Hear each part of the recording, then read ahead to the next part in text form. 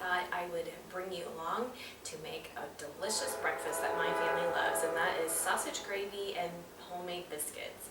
Now it is still a little early, so you're getting my bare naked face, my jammies, and no contacts, but that's okay. That's not what's important. We do real life here, right? Okay, so what we're going to do is we're going to start with the biscuits. I have my oven preheating on 425, and what we're going to do is we're going to start with 2 cups of flour,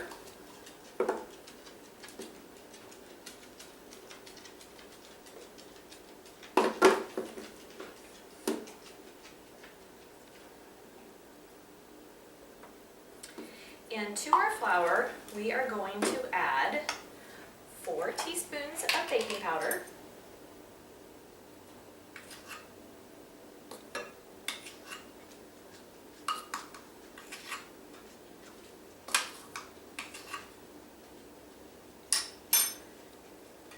and about a half a teaspoon of baking soda.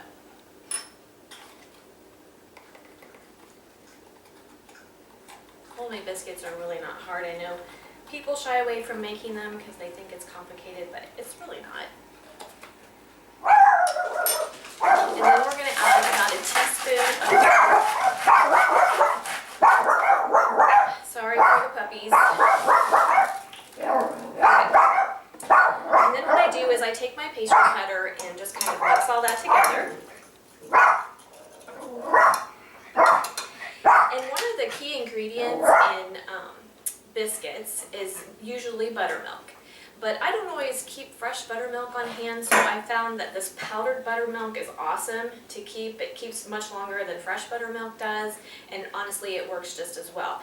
Once you open it, you need to keep it in the refrigerator, which is great for biscuits because when you make biscuits you want your fat, your butter, and your shortening cold anyway. So what we're going to do is we're just going to take the buttermilk powder, and because we need a cup of buttermilk, we need 4 tablespoons of buttermilk powder, and you can just go ahead and add it to your flour mixture.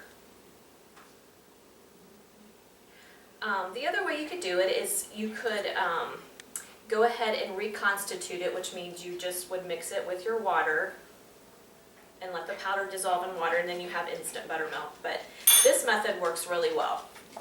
Works great for pancakes that way too. So again, we're just going to incorporate all that. Now we're going to add our fat. And we need 2 tablespoons of butter. And actually, I'm going to cut it up kind of in smaller chunks.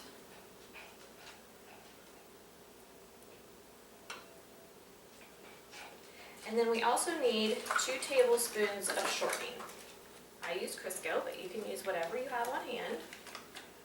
And we need about 2 tablespoons of that. Now I keep my shortening in the refrigerator for doing biscuits, so my shortening and my butter are both very cold.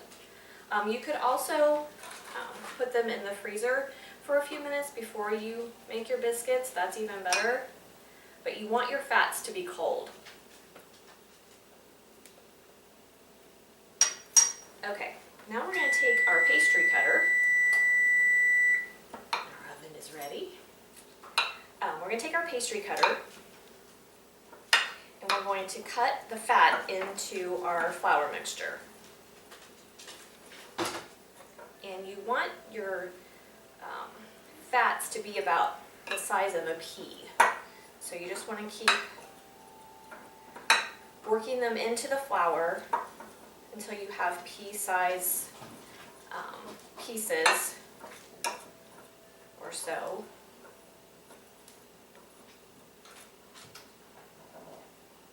Of the fat. Now at this point it doesn't really matter how much you work it, but once you add your liquid you want to not work it too much or you'll have tough biscuits, and we don't want that. So now what we're going to do is I'm going to take a cup of cold water, and you're only going to use water in the case where you are using the buttermilk powder. If you were using fresh buttermilk, you would use a cup of fresh buttermilk.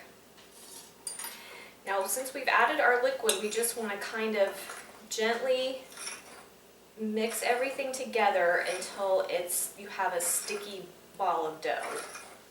You don't want to over mix it at this point.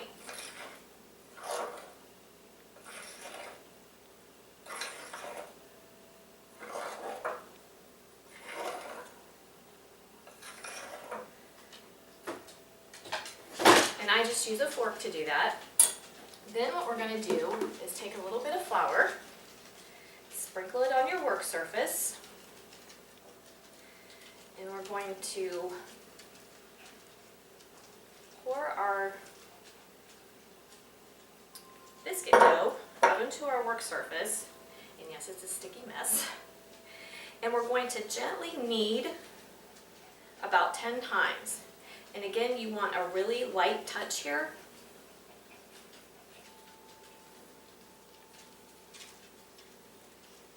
You don't want to overwork your dough. So we want nice, fluffy biscuits. So just work it just enough that it's not super sticky anymore.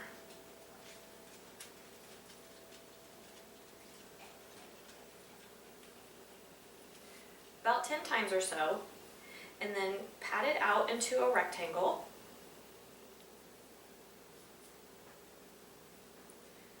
And we're going to get 8 nice sized biscuits, 6 to 8, depending on how thick you want your biscuits. I usually get 8. So we want a nice rectangle that's about 1 inch high.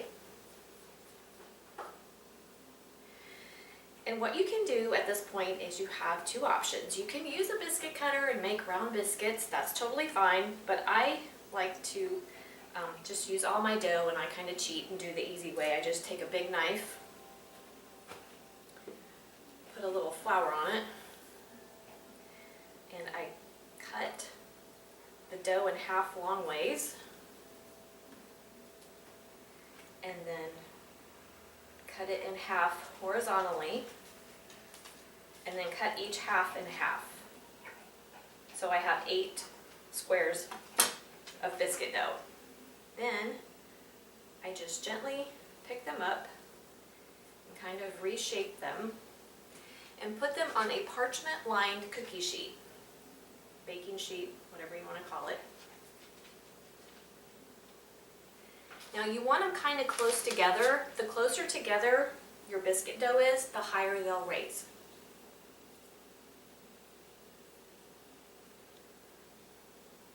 I don't mind having square biscuits, but if you prefer round biscuits, go ahead and cut them with your biscuit cutter.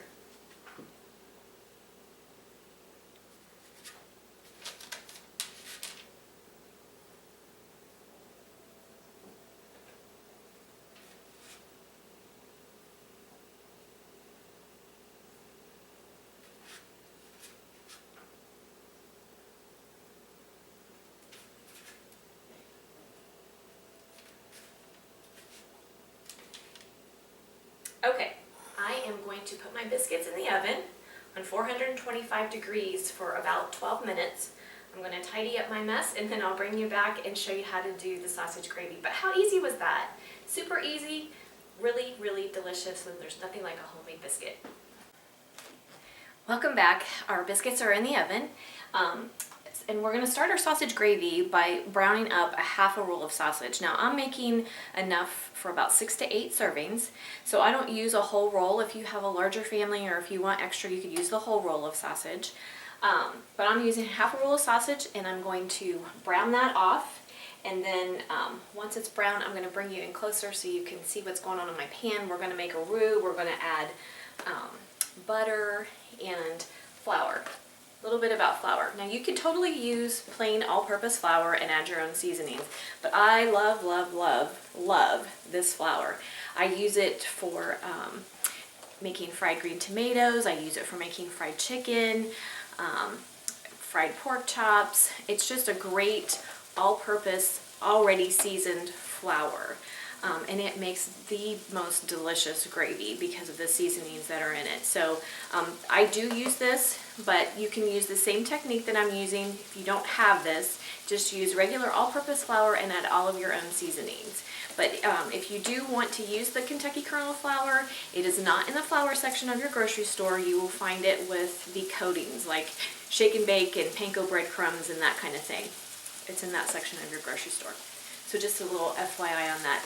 So I'm going to get back to browning my sausage, and once it's all brown, I'll bring you in close and show you how to make a roux and show you how easy it is to make homemade sausage gravy.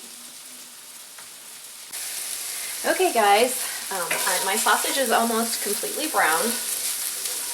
I did want to mention that if your sausage is not very fatty and it's not releasing a lot of grease, you may want to add a teaspoon of olive oil. I did do that because my pan was kind of dry. You don't want your pan to dry out, so I added about a teaspoon of olive oil. So once your sausage is nice and brown, and I try to break mine up pretty fine. You can leave it chunkier if you want to, but I like mine fairly fine. We're going to add 4 tablespoons of butter. And yes, this is not a low-calorie dish.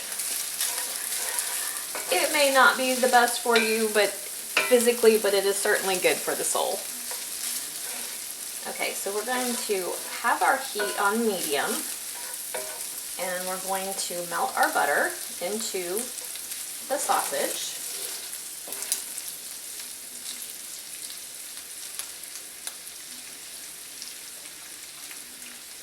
And when you make a roux, it's typically equal parts fat to flour. But honestly, I'm one of those cooks that doesn't measure everything, so I just eyeball it, and I'm going to show you how to do that. I grew up with tons of gravy. We were kind of poor, and gravy went a long way, and it was really hearty. My mom made gravy out of everything, so I learned at a young age how to make it, and to this day I still love it. Okay, while that's finishing melting, I'm going to check the biscuits. They're getting there. Okay, now we're going to start adding our flour. Now, like I said, typically it's equal parts flour to fat. So we would like to have about 4 tablespoons of flour. But what I do is I mix in a little bit at a time. I mix in about as much as I think I'll need, and then give it a stir. And again, you want your heat on medium here. You don't want it to be on high. You don't want it to cook too fast here. Now, I still have quite a bit of fat. We don't want our gravy to taste fatty, but you don't want it to taste like too pasty either. So it's a fine balance here, but you really just want enough flour to absorb most of the fat, but you don't want it to be dry. But this is a really good texture right here. I don't have a lot of fat. Most of it has been absorbed by the flour. It's a little bit sticky.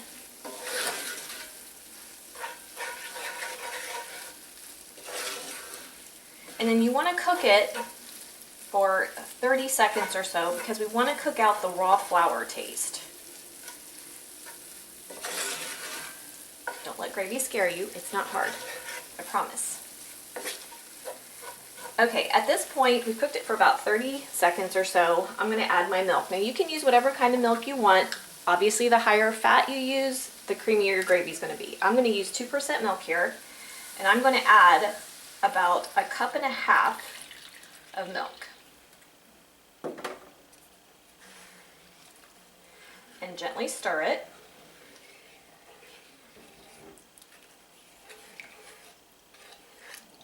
We want to incorporate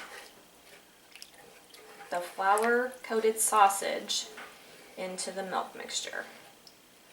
And I usually make a mess on my stove when I do this part. I'll try to not do that today. So just take your time doing this. Like I said, you want it on a nice, gentle, medium heat, not high, because then you're cooking it too fast. Now, it won't be at its greatest thickness until it starts to boil. So what we want to do is gently continue to stir, almost continuously, until you feel your gravy getting thick and it starts to bubble. So this takes a little bit of patience. It's going to take, I don't know, 3 to 5 minutes or so, and just keep gently stirring. And while that's going, I'm going to check our biscuits again, because we're getting really close. They smell so good.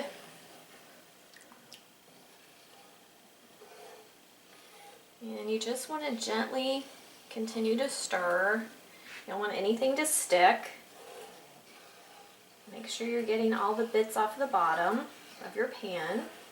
And I also wanted to mention that cast iron is a wonderful way to cook. I use it for just about everything anymore. I do use nonstick for a few things, but if you take care of your cast iron, it gets a nonstick coating to it naturally. It does require some care, but it's not hard to care for, and it just cooks things beautifully. I think everything that you cook in it has great flavor, and I really like my cast iron. So you'll see me using it a lot. Okay, you can see that the gravy is starting to thicken. And like I said, we want to just keep gently stirring until it starts to bubble.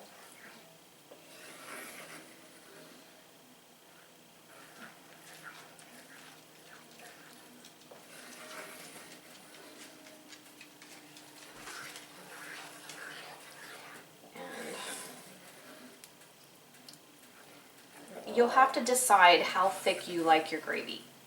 I don't like it too runny, but I don't like it super pasty thick either. So I think I'm going to add another half a cup or so of milk here, because it's starting to thicken up pretty good. And I can tell that it's going to be too thick. So gently stir that in.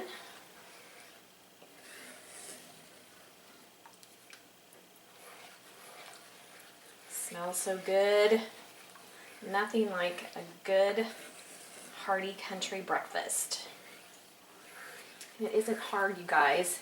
Don't be afraid to try biscuits and gravy. You can do it. It just takes patience. Check our biscuits, and they are getting really close. I am going to flip them around a little bit.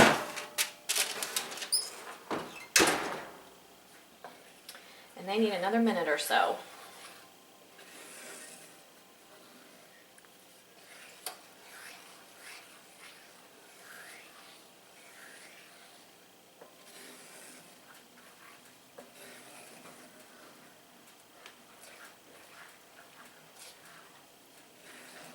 And it's starting to, the milk that we added is starting to incorporate, and it's starting to thicken up again.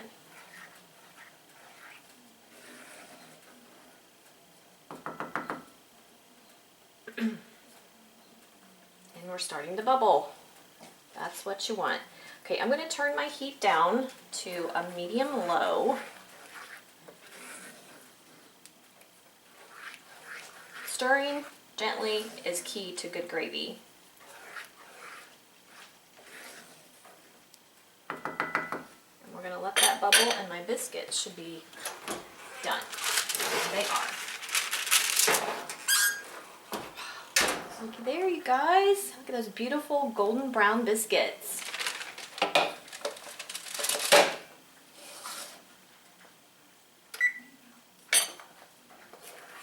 got our gravy bubbling along here. And it's still a little on the thick side for me, so I'm going to add a little more milk.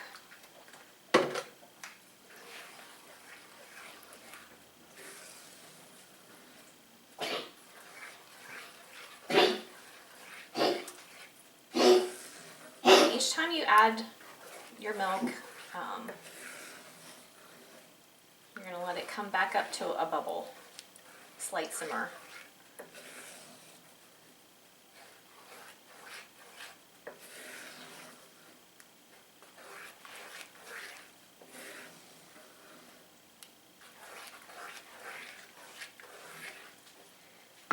that's coming back up, I'm gonna give it a taste and see if we need any further seasoning.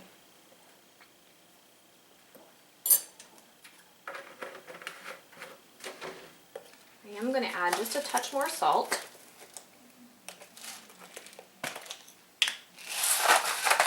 Not much though. And we love our gravy pretty peppery. So I'm gonna add a lot of fresh ground black pepper.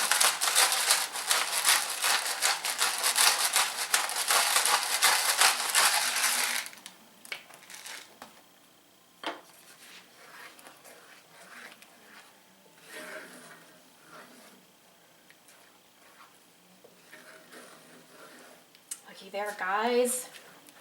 That is perfection. It's not too thick. It's not too runny. It's perfect. So I'm gonna let that simmer, bubble just a little bit for about 5 minutes. We wanna cook out all that raw flour taste.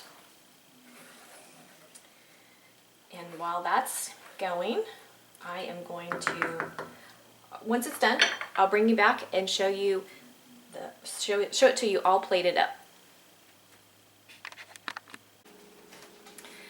Okay guys, our gravy has slightly simmered for about 5 minutes, and that's what you want to do to make sure you get rid of all that raw flour taste. So now we're ready to plate it. So we're going to take one of our beautiful fluffy biscuits. See how beautiful that is? Nice and fluffy. And split it in half with a fork.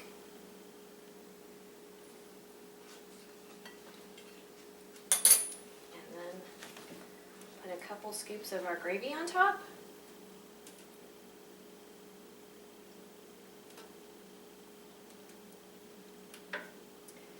And there you go. You have a delicious, hearty country breakfast that was not hard. I threw this together in less than 30 minutes. So I want to encourage you to not be afraid to try to make your own homemade biscuits and gravy if you've never done it. I know people shy away from it sometimes because it seems complicated, but as you can tell, it's totally not. And as far as the buttermilk biscuits go, the powdered buttermilk is a great option if you don't keep fresh buttermilk on hand. And I use that for a lot of things. You can use it in all sorts of baking, so it's just really great. And it lasts a long time in your refrigerator because it's powdered. So that's a great option. But if you want to use regular buttermilk, you can certainly do that. I use a combination of butter and shortening in my biscuits for flavor reasons. Butter adds a nice flavor and it makes your biscuits get nice and golden brown. But you could totally use all shortening. I've even seen some recipes that use all butter, so it's kind of up to you. There are lots of different ways to make biscuits, and there's southern versus northern biscuits, and people tend to have their own versions of what they like. So, but this is just a basic biscuit recipe. It's really delicious. The sausage gravy, I like to use Bob Evans sausage. I love the flavor of that, but you can use whatever sausage you want. You can use whatever milk you want in whatever fat content. Now, the lower your fat content, the less creamy your gravy will be. And if you want to make really decadent gravy, you can use canned milk and with a little bit of water mixed in, and that makes a really, really creamy gravy. But today I used 2% milk, as you saw, and the Kentucky kernel flour, I can't say enough good things about that.